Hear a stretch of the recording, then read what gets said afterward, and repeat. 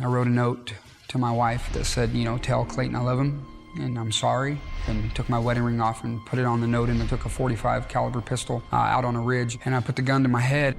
Brandon Stearns was tired of his 8-year addiction to methamphetamines, of being arrested, and of letting his family down. I just didn't want to live anymore.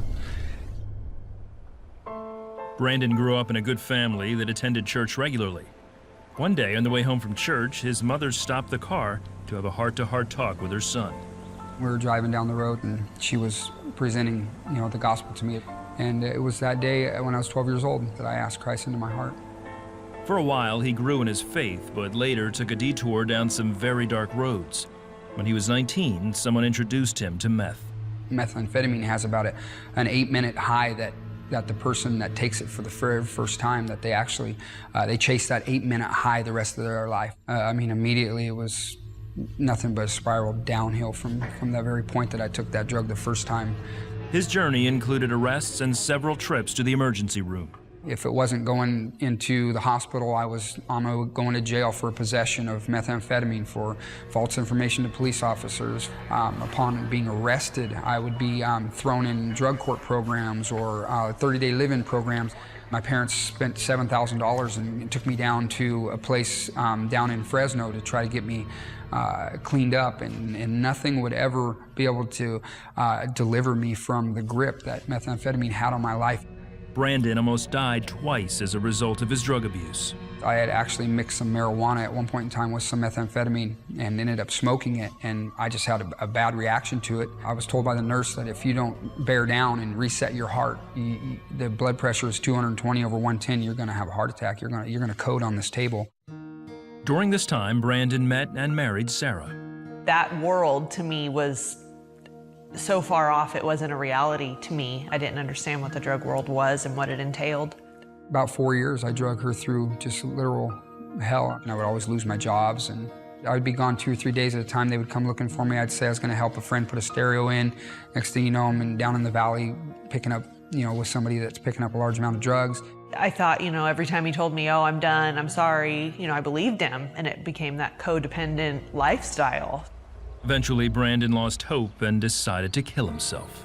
I just began to think about my mom finding me out there, and that being the last thing that my mom saw was her son with his head blown off, sitting on at the end of the ridge, and I just couldn't do it. I broke down and started crying. Brandon was put on the county's most wanted list for grand theft auto, possession, and burglary, all stemming from his meth addiction. I was running for about 6 days. It was time. God would not let me go. I mean, everywhere I went, their house was getting raided, a business was being raided. Every time I would leave a place, the police were hitting the place within minutes. Brandon was riding in a friend's car when he noticed red lights flashing behind him. They surrounded the car that I was in, and so I just took the last cigarette that I'd actually smoked out of my mouth and put it on the ground, and they threw me in the police car. And that day on that road, I just leaned my head against the cop car window and I said, Lord, I don't want to be this person anymore. This is not what I want to be, and I need you to change me. Brandon was convicted and sentenced to 4 years in jail. While he was there, Sarah filed for divorce. It was 4 years of empty promises, and when I went to prison, that was it. It was over. Nobody in her right mind can stay with somebody like that. It was absolutely just a horrible time of my life. One night, Brandon had a vision from God. I saw somebody standing in front of me with their back turned to me, and I could only see from the shoulders down, and it looked like an older brown type of garment. And a hand reached back and motioned me with his fingers and said, follow me, follow me. And he said that 3 times, and I took a step to follow him, and then the vision ended. In that moment, Brandon dedicated his life to Christ. And so I chose to follow after the Lord and just dig in His Word and just seek after Him like I've never sought after anything in my life. Brandon was released after just 3 years and found some strong Christian men to mentor him. I'm just absolutely blown away at the work that the Lord has done in a little over 9 years of my life. 36 months of that was in prison. Brandon and Sarah later reconciled and remarried, and Sarah became a Christian when she saw the change in Brandon.